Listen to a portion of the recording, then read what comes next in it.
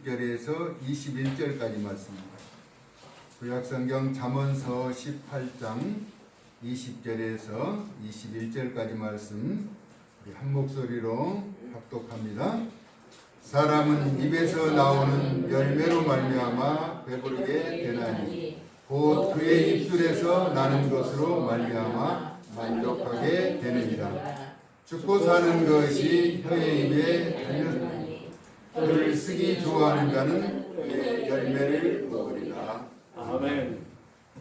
오늘 특별히 읽은 본문의 말씀을 가지고 혀의 권세를 사용하라는 제목으로 말씀을 나누고자 합니다.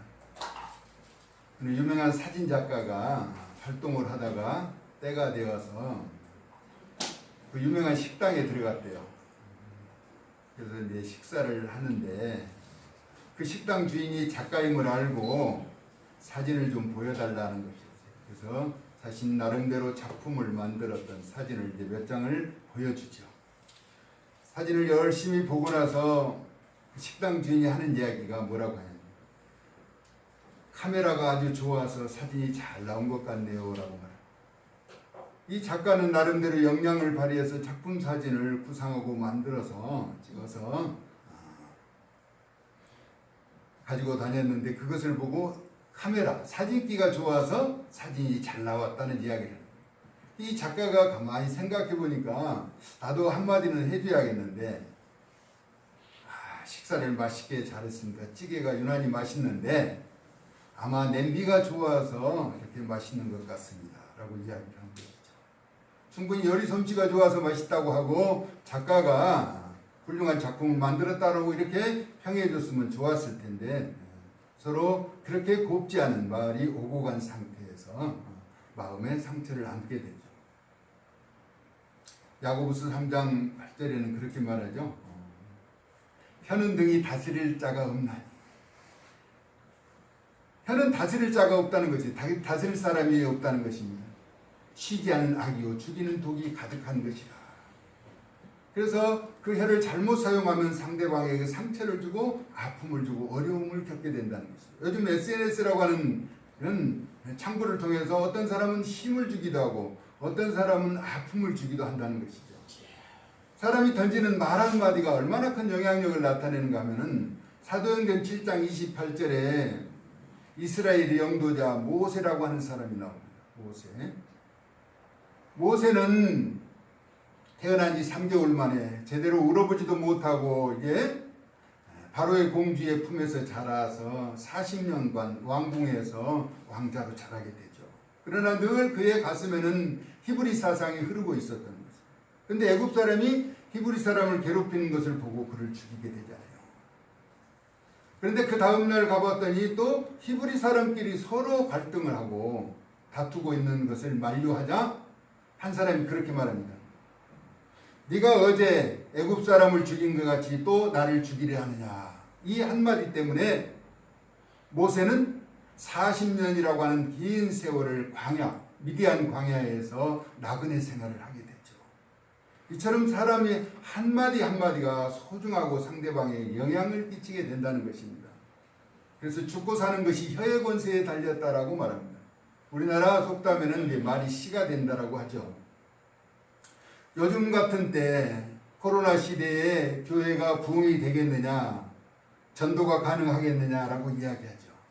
그러면 가만히 있으면 전도가 되고 부흥이 되느냐는 것입니다. 지금같이 코로나 시대에도 사실 먹고 마시고 유명한 식당에는 줄을 서 있잖아요. 그리고 결혼하고 시집 장가가고 이렇게 여전히 활동한다는 것입니다.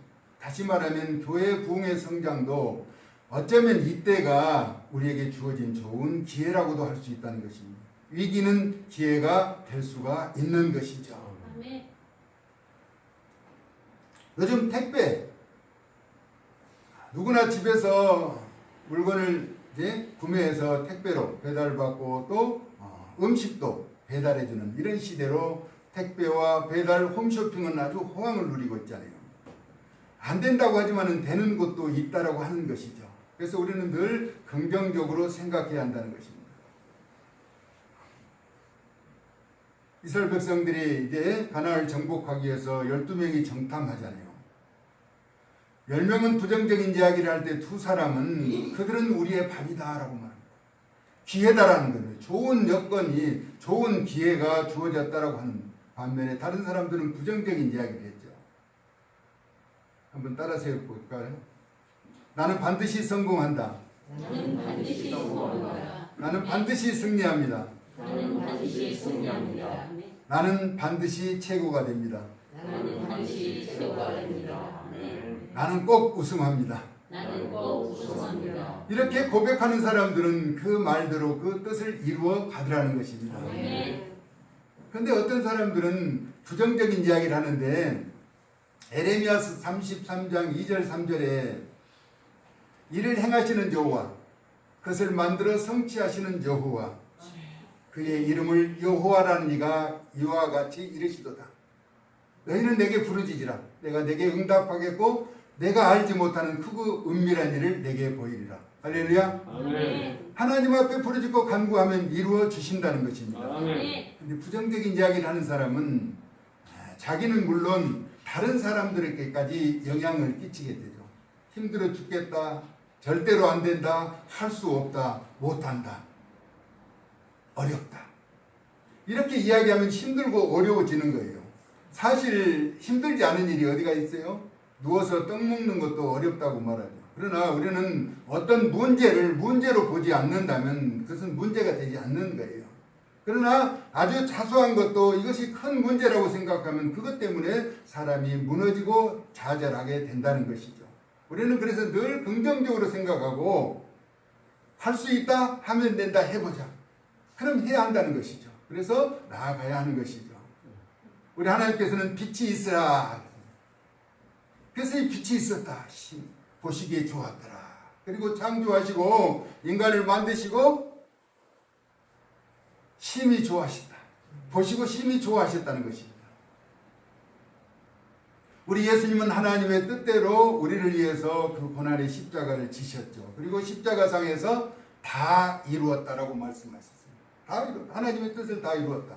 그래서 하나님의 뜻을 다 이루신 예수님과 우리는 함께 한다면 좋은 일, 행복한 일, 기쁜 일, 즐거운 일이 많아지게 되는 것입니다. 우리 예수님과 동행하면서 그런 기쁨 누릴 수 있기를 예수님의 이름으로 축복합니다. 아멘. 어떤 사람이 이런 이야기를 하더라고요. 아무 일도 하지 않으면 아무런 일도 일어나지 않는다는 것이죠. 하지 않으면 그대로 있다는 것이죠. 그러나 작은 산이라도 한 걸음 한 걸음 올라가면은 그 산을 정복할 수가 있게 되는 것입니다. 우리에게 꿈이라고 하는 것, 목표라고 하는 것, 비전이라고 하는 것 정해놓고만 있는 것이 아니라 그것을 이루기 위해서 한 걸음 한 걸음 다가가게 되면 꿈과 비전과 목표가 성취되어진다는 것입니다. 우리는 그래서 우리 주어진 여건에서 날마다 앞으로 나아가야 한다는 것이죠. 사람들은 어려운 시기를 맞으면 이 시기가 지나고 나면 무엇을 하자라고 이야기하죠. 요단강을 건넜던 제사장들은 그렇게 말하지 않았어요. 여호수아서 3장 15절에 보니까 요단이 곡식을 거둘 때, 그러니까 늘 곡식을 거둔 그런 절기 때가 되면은 항상 언덕이 넘쳤더라라고 말합니다. 제가 전에 시골에 보면은 전에 꼭 보리 벨 때, 별을 뵐 때 비가 와가지고 한해 들었을 때는 그것이 둥둥 떠내려가고 어려웠던 적이 있어요. 요단도 꼭 곡식 거둘 때 그랬다는 것이죠. 그러나 제사장들은 그때를 미루자고 하지 않았다는 것이죠. 배를 맨 자들이 요단에 이르며 배를 맨 제사장들의 발이 물에 잠기자. 그때 위에서부터 흐르던 물이 흘러넘치던 물이 멈췄다는 것이죠. 순종하며 따르자 흐르던 물이 넘쳤다. 강물이 흐르던 것이 멈춰섰다라고 하는 것은 어디까지? 변방읍, 성읍까지 물에 차 올랐다는 것입니다. 물이 흘러내리지 못하니까 차 올라가게 돼요. 어떻게 그런 일이 있을 수 있을까라고 생각하죠. 그런데 이거보다 더 큰 일이 있어요. 여호수아가 아모리 5 족속이죠. 예루살렘 왕과 헤브론 왕과 야르못과 라기스 왕과 에글론 왕, 이 5 왕이 연합해서 기브온 거민을 치러 오는 것이죠. 우리가 잘 아는 것처럼 기브온은 여호수아를 속여서 화친을 맺은 상태예요. 그래서 여호수아는 그들을 보호해 줘야 할 의무가 있는 거예요. 이미 동맹을 맺었기 때문에. 여호와께서 여호수아에게 이 아모리족 속의 5 왕들의 연합을 물리치도록 손에 붙여주신다고 했거든요. 그래서 여호수아는 하나님을 믿고 이제 싸움으로 나가는 것이죠. 연합군들과 싸워서 금방 전쟁이 승리로 돌아오지는 않습니다. 거의 하루 종일 싸우는 거예요. 그런데 싸우다가 중도에 포기할 수 없으니까 여호수아가 어떻게 기도하냐면은 기브온 위에 태양을 머물라라고 말합니다. 태양을 묶고 아얄란 골짜기에 달도 그리할지어다 매달아 놓고 싸우겠다는 것이죠. 그래서 거의 싸워서 완벽한 승리를 거두게 되잖아요. 그래서 성경은 여호수아와 같이 해와 달을 멈추게 한 이와 같은 일은 사람의 말을 들은 일은 전에도 없었고 후에도 없었다라고 말하는 것입니다. 우리의 입술의 권세를 하나님께서는 이와 같이 사용하신다는 것이죠. 여러분에게도 그런 입술 고백이 있어지기를 예수님의 이름으로 축복합니다. 아멘. 칭찬이라고 하는 것은 사람을 아주 더 열심을 내게 해요. 잘하는 사람을 잘한다 칭찬하면 더 잘하는, 잘못한다고 자꾸 지적하면은 더 힘들고 어려워지는 것을 바라봅니다. 운동 경기를 가만히 보면은요, 실력이 비슷비슷한 팀이 이제 게임을 하는데 이기는 팀은 어떤 팀인가 하면은 서로 칭찬하고 격려하는 팀. 하다 보면 실수를 할 수 있거든요. 그 사람을 지적하고 나무라면 그것 때문에 의기소침돼서 계속 승패가 갈리는 것을 많이 보았어요. 칭찬이라고 하는 것은 이처럼 상대방에게 유익을 준다는 것이죠. 사람마다 트라우마라고 하는 것이 있죠. 참기 어려운 고통과 또 겪기 힘든 그런 일들이 있다라고 하는 것이죠. 어떤 사람은 교통사고로, 어떤 사람은 화재로, 어떤 사람은 다른 일들로 인해서, 어떤 할머니가, 비교적 나이가 젊은 할머니가 아주 심한 우울증, 세상을 살 소망을 잃어버리고 아주 낙심하고 이런 있을 때 어린 손녀딸이 계속해서 할머니 울지 마세요, 힘내세요, 사랑합니다 이렇게 하니까 살아갈 소망이 생기더라는 것이죠. 누구 때문에? 그 손녀딸의 애교 때문에 그 고통이 무거운 짐이 벗어지면서 살 소망이 생기더라는 것입니다. 어린아이든 어른이든 우리는 상대방에게 유익을 주고 소망을 줄 수 있어야 한다는 것이죠. 한 번 이기는 사람은 2번도 이기고 3번도 이깁니다. 이겨본 사람은 이기게 되어 있어요. 우리 예수님은 모든 악을 이기셨기 때문에 우리 예수님과 함께하면은 우리는 늘 소망 가운데 기대하면서 승리의 삶을 살아갈 수가 있게 되는 것입니다. 우리 예수님은 늘 함께 하시겠다고 약속하셨잖아요. 2-3 사람이 예수님의 이름으로 모인 곳에 예수님도 함께 계시겠다고 마태복음 18장 20절에 말씀하죠. 그리고 마태복음 28장 20절에는 또 복음이 증거되는 곳에 세상 끝날까지 너희와 함께 하시겠다라고 말씀하셨습니다. 우리 예수님이 함께 하시면 우리는 무슨 두려움이 있겠어요? 여러분은 누구를 만날 때 가장 행복하던가요? 누구를 만났을 때 여러분이 가장 즐겁던가요? 그 사람을 찾으세요. 가까운 지인이나 좋은 친구들, 그렇죠? 유익을 주고 힘이 되는 사람이 있어요. 어떤 사람은 돈을 버는 일에 또 고스톱을 치면서 밤을 새우는 사람, 노래방을 가는 사람, 골프 치는 사람들이 있을 거예요.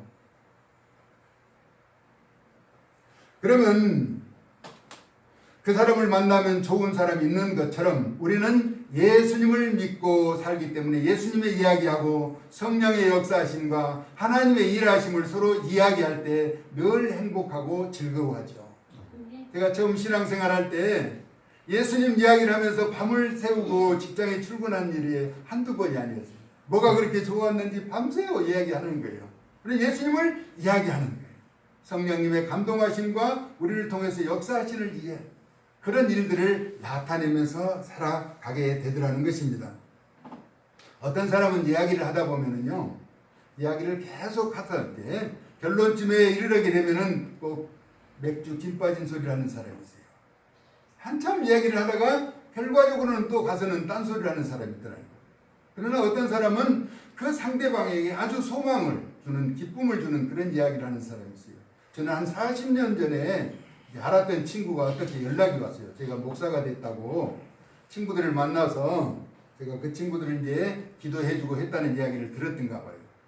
그 친구도 한 30년 전부터 신앙생활을 하면서 아주 목사가 된 것을 그렇게 좋아하더라고요. 그래서 저희 교회 동영상 이제 올려놓은 것을 보라고 했더니 또 전화가 왔어요. 조선진 목사님 이제 성공하겠네요. 그러더라고요. 그럴 때는 여러분도 아멘 해야 하는데. 그 사람이 볼 때 그런 마음, 그 사람이 이제 보고 이야기를 해주는 것은 그래도 늦은 나이에 신학을 해서 공부를 했든 위로해 준다고 이야기를 하는 것 같아요. 그러면서 열심히 하라고 그런 말을 건네주는 것을 들었을 때 기분 나쁘지 않더라고 하는 것이죠. 어떤 사람은 말을 할 때마다 잘못된 방향으로 나가는 사람이 있어요. 내 나이가 지금 몇 살인데 나와 같은 사람이 무슨 일을 하겠는가라고 이야기하는데, 제가 아는 신학교 은사였기도 하고 대전의 중부교회 원로 목사님이기도 한 김주원 목사님이 최근에 83세 은퇴하시고 83세에 논문을 제출해서 학위를 받았대요. 지금 83세면은 이제 가만히 계셔야 할 나이인데도 지금도 그렇게 열정적으로 일을 하신다는 것이죠. 뜻을 가지고. 그러므로 우리는 내 나이가 지금 몇 살인데 이런 이야기는 할 필요가 없는 거예요. 최선을 다해 주님 앞에 갈 때는 어린아이와 같은 모습으로 가는데, 우리는 이제는 앞으로 잘 될 일만 남아있다는 것이죠. 지금까지는 잘 참고 지내왔습니다. 어려운 일도 겪어왔다는 것입니다. 다시 용기를 가지고 시작하면서 이제 빛의 속도로 성장해 가야 하는 것이죠. 어떤 분이 사업을 하다가 너무 힘들어서 이제 낙심을 해서 이제 끝을 낸 그런 상황에 있던가. 그래서 한 사람이 격려를 했대요. 다시 한번 힘을 내서 해봐라. 그랬더니 그게 요즘 말로는 대박이라고 하죠. 엄청난 일이 벌어져서 사업이 잘 돼서 너무나 바쁘다는 거죠. 어떤 사람은 1호점, 2호점, 이제 3호점을 내는 그런 경우도 있대요. 체인점을 내는데 너무 바쁘대요. 그러면 바쁘면 기도하지 않잖아요, 사실은. 근데 기도하러 온 거예요. 왜 왔냐니까 너무나 바쁜데도 그래도 하나님 앞에 감사해서 왔다. 그 사람은 이제 4호점, 5호점, 5호점 계속 낼 수 있도록 해주시겠죠. 잘 될 때 나물라라면 하나님도 나도, 그렇죠? 우리가 주어진 환경을 최선을 다해서 그렇게 헤쳐나가야 합니다. 이제 우리에게 그런 기회가 주어질 것이라는 것입니다. 그 기회를 선용하면서 나아가는 하나님의 사람들 될 수 있기를 예수님의 이름으로 축복합니다. 우리는 혀의 권세와 입술의 권세를 사용할 줄 알아야 해요. 한번 따라서 해볼까요? 세상에서 당신보다 예쁘고 멋있고 착한 사람은 처음이네요. 옆 사람에게 한번 해봐요. 세상에서 다 금방 가르쳐준 몇 마디 잊어버렸죠? 세상에서 당신처럼 예쁘고 멋있고 착한 사람은 본 적이 없어요.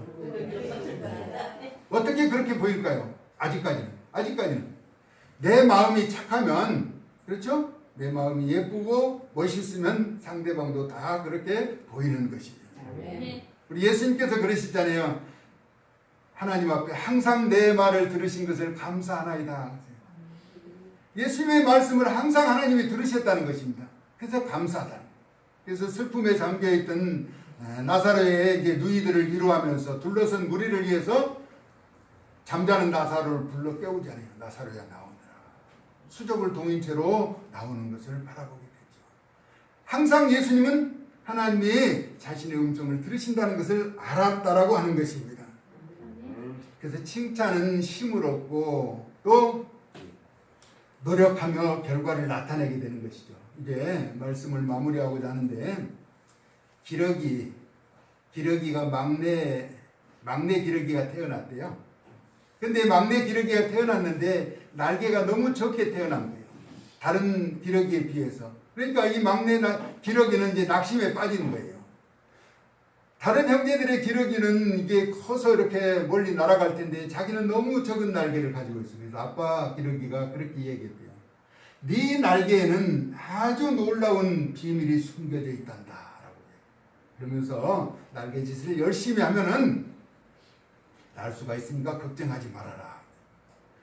그 날개에 놀라운 비밀이 숨겨져 있다는 그 아빠 기러기의 말을 듣고 늘 열심히 날개짓을 해서 보통 다른 기러기와 함께같이 날아갈 수 있었다라고 하는 것이죠. 만약에 너는 날개가 원래부터 적어서 너는 날 수 없는 구조로 태어났단다. 어떻게 하겠니? 아마 노력하지 않았다면 그 기러기는 한 번도 날아보지 못하고 세상을 마감했을지도 모른다는 것입니다. 우리에게는 축복과 저주를 말할 수 있는 혀의 권세가 있다는 것입니다. 축복하는 자에게는 하나님이 복을 주시겠다라고 말씀하죠. 저주하는 자는 저주하겠다라고 말씀하셨습니다. 우리는 남을 저주하고 싶을 때 요즘 마스크를 쓰니까 차라리 침묵하는 것이 낫습니다. 우리는 축복, 마음대로 축복하면 그에 합당한 복이 그에게 임하지 않으면 내게 돌아올 것이기 때문이죠. 히브리서 1장 14절에 택한 우리를 섬기라고 천사들 우리를 부리는 영으로 또 섬기라고 우리를 위해서 보내주신 우리는 이와 같이 존귀한 자들이라는 것입니다. 하나님의 관심의 대상이라는 것입니다.